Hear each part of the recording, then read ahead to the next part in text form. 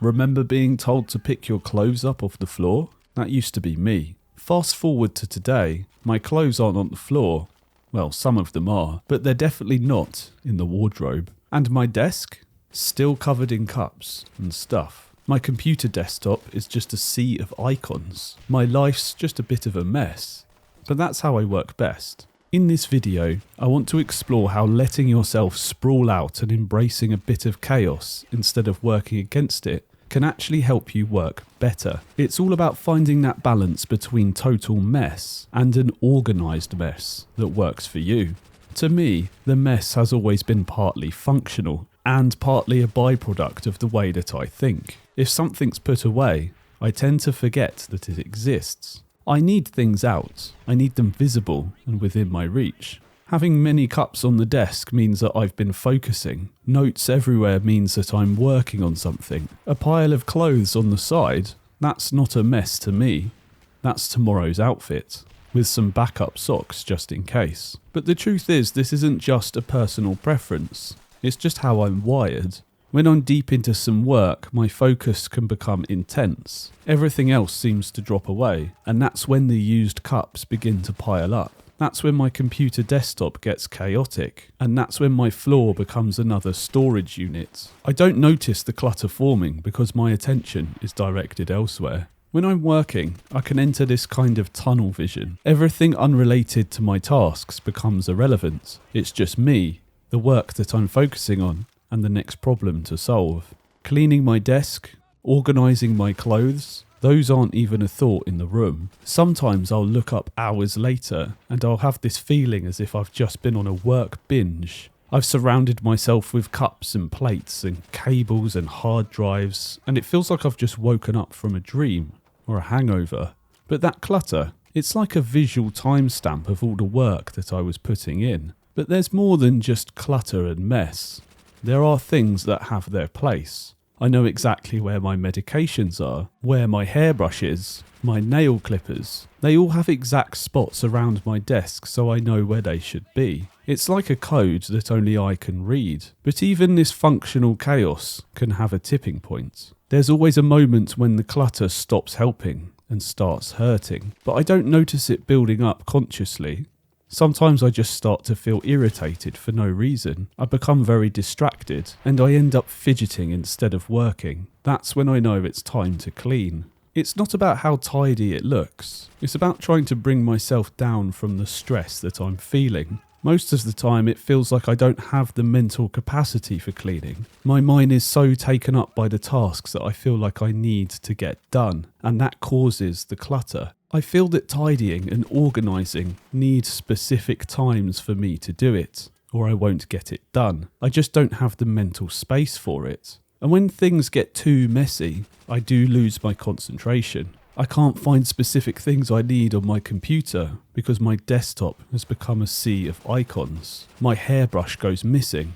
I moved it earlier without noticing. That's when I have to stop and clean everything and get a reset. Not because I suddenly want to be neat, but because I need to recover my focus. It's like never closing any internet browser tabs. At first it's manageable and actually quite useful, but eventually it just becomes chaos. And the cleanup doesn't really feel like a chore. It feels more like I need to press that reset button. It's reactive, like some part of me hits a limit, and it's the only thing that I feel that I can fix. I disinfect the surfaces even though it's already clean, not because it needs it, but because it feels like I'm scrubbing out all the noise of the room. I don't think that cleaning my desk is about tidying up. It's about saying to myself, I need to feel like I'm not losing control. And through this, I realise that I'm not actually cleaning. I'm just trying to calm myself down. This has always been part of how I function, but it's not how everyone functions. My wife and I have a quiet back and forth about this. She likes to put things away, tidy, out of sight, but I get frustrated when this happens. I like to have things out where I can see them, because if I can see it, I can think about it. But when things get tucked away, I tend to forget. There is no argument between us. There is no fight. Just this kind of low-level tension between order and chaos. I think it represents how we both process the world. Joe likes planning and simplicity, whereas I like everything to be visible at once and working on a whim. I don't tend to plan much, I just go where I'm excited. Sometimes I think our entire relationship could be summed up by her clothes being neatly put away in a drawer and my clothes being in a pile on the side. We've both learned how to adapt, me trying to put things away more, her tolerating more chaos than she'd choose on her own. It's not about one of us winning, but just knowing how each other works. That how someone organises their space might reflect how they organise their emotions. I think part of this started when I was growing up. I was always being asked, where are the cups? Why are there things on the floor? It felt like I was being interrogated. It's not like I was trying to be messy, but I was being told that I was. And over time, that frustration turned into resistance. A clean room felt like someone trying to control me, like someone deciding how I should live, and I didn't like it. And now that I have more of my own space, I'm no longer masking who I truly am. I think I still have those voices in my head. Where are the cups? Where's the missing fork? They're stuck in my head. It makes me resentful thinking about it, but I still tidy up anyway. The adult in me is trying to find peace in the way that I work, but the younger me is still annoyed at being told what to do. These moments usually hit when I'm feeling overwhelmed, not because of the mess, but because of everything else. Overwhelmed by all the work that I need to do, overwhelmed by trying to keep on top of my health, or whatever else is on my mind. That's when cleaning becomes a weird ritual of control. Like I can't fix my stress right now, but I can wipe my desk down. And I see others in my household do this too. During times of intense stress, I see them turn to cleaning, intensely cleaning out the kitchen cupboards, wiping every surface, trying to find a sense of control over a problem that may seem so overwhelming. But it doesn't solve the problem. I think it just gives a fake feeling of moving forward. It's like finally turning off my web browser and starting all over again. There are no open tabs anymore, and I feel like I can plan my thoughts out once again, even though that I know it'll just pile up again tomorrow. I think that resetting everything is like saying, I haven't lost control, I can still do this. That's why I think that the title of this video plays in my head so often. How you do one thing is how you do everything. Because once I heard this quote, I started seeing it everywhere. That's when I looked at the way that I handle my own desk, because it represents the way that I handle my week. I do the same thing with my thoughts, my work, and my feelings. I don't put anything away in a box. It's all laid out there. And when things get too much and overwhelming, I try to clean it up. But it never gets cleaned up forever. Just cleaned up enough to allow me to feel like I can function again.